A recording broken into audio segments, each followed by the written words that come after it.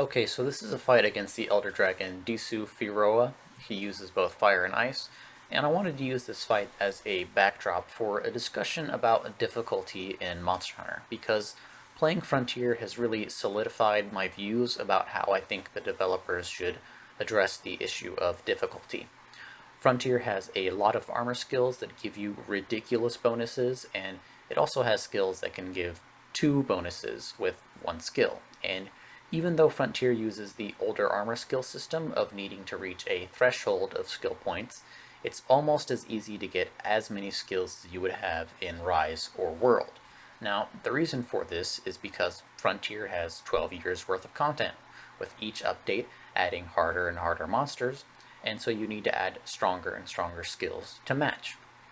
The same was true for World, and the same is true for Rise. Now, I think that this type of difficulty is bad, and it's bad in the sense that it's artificial. I think a good example of difficulty is Margit in Elden Ring, because he's an early game boss, so he doesn't have much health, and he doesn't hit that hard, but he's still a hard boss because he was designed with longtime fans of FromSoft in mind. So he has very quick moves with very subtle tells, and he also has very slow moves with large tells, and he can move between these two types of attacks to throw longtime players off, who are used to a completely different pace of attack. Monster Hunter lays the foundation for this with its subspecies and variants, but rather than designing them to trip up players who fought the main species, they simply give them a few new moves, and they don't significantly change the pace of the fight, because they don't change the safe windows of attack. And I've always said, changing the element of the monster and giving them a few new moves isn't enough. I think World handled the subspecies the best, because the new moves that the subspecies had could really change how the fights felt. Zinogre and Stygian Zinogre and Iceborne feel very different from one another, whereas in Sunbreak, Espinas and Flaming Espinas feel like the same fight with minor differences, like his fireballs move in a line on the ground and cause defense down instead of paralysis. The one major difference is Flaming Espinas's massive fireball that he can shoot two of, which is pretty much guaranteed to kill if it hits you,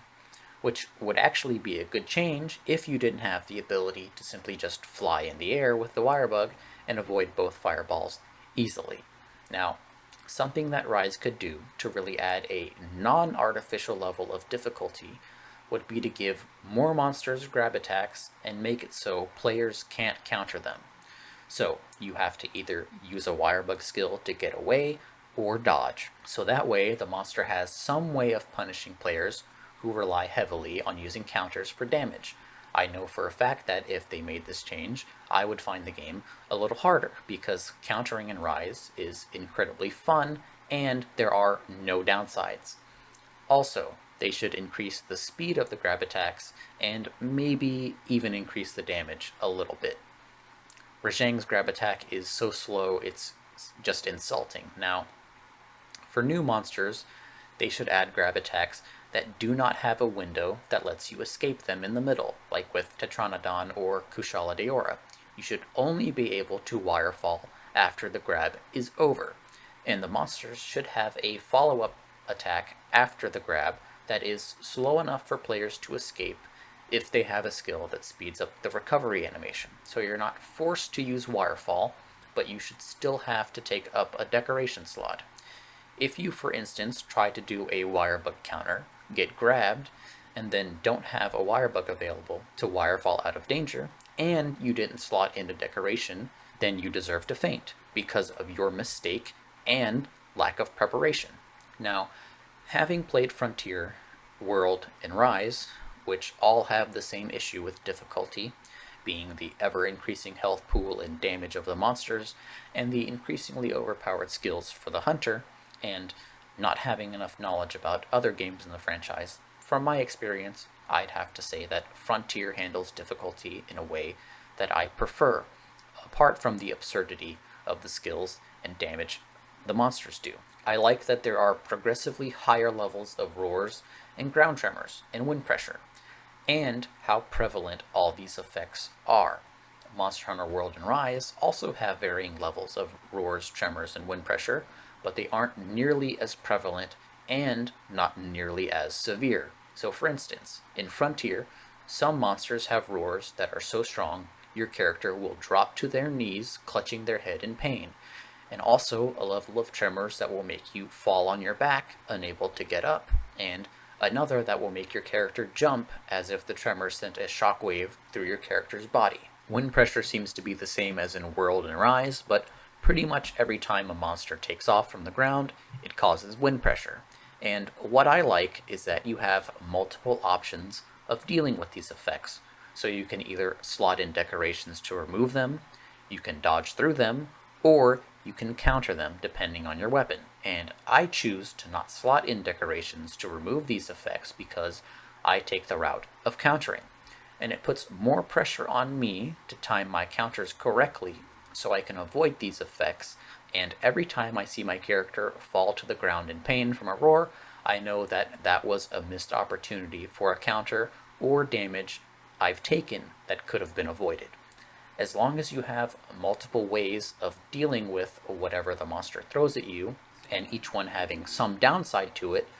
like trading out levels of attack boost or critical eye for evade window or earplugs, or taking the hardcore approach and focusing solely on damage and counters, but needing to pay closer attention to the monster and having more precise timing. There are downsides and benefits to whichever you choose, and if any of these options becomes more viable than the other, that's a problem because it means that the game is unbalanced. As an example, in Rise, with a lot of weapons being granted counters, and with there being no downside to using them, the game's level of difficulty is out of balance, and so the only way of adding challenge is to increase the health and damage of the monsters, to increase the time the fights take, which increases the chances of you making a mistake, so that way, when the monsters can actually do damage to you, when you're not invulnerable because of a counter, it does enough damage to cause you to stop and find an opportunity to heal. Now,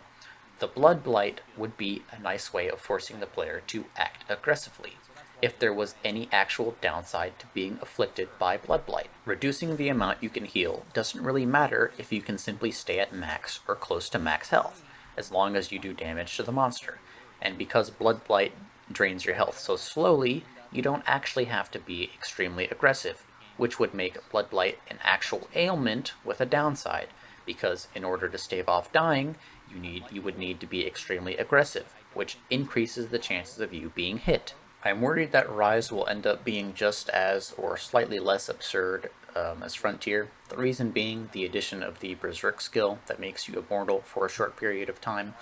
which can be extended if you're afflicted with Blood Blight, or if you happen to use items that increase your recovery speed.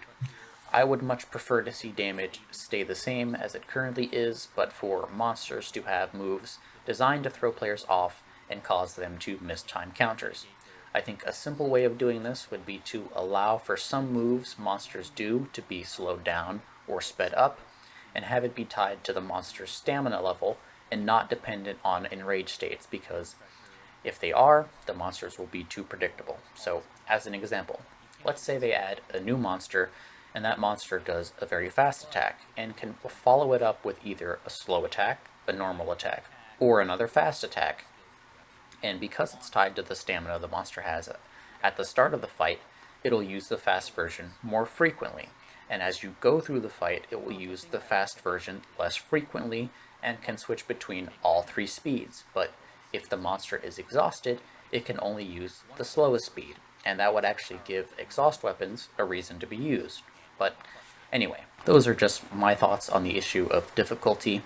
and the end destination of all Monster Hunter games will be Frontier's level of difficulty, if they don't change how they approach things. And there are things I think they should take from Frontier, but armor skills, monster health, and damage are not among them. Anyways, that's all.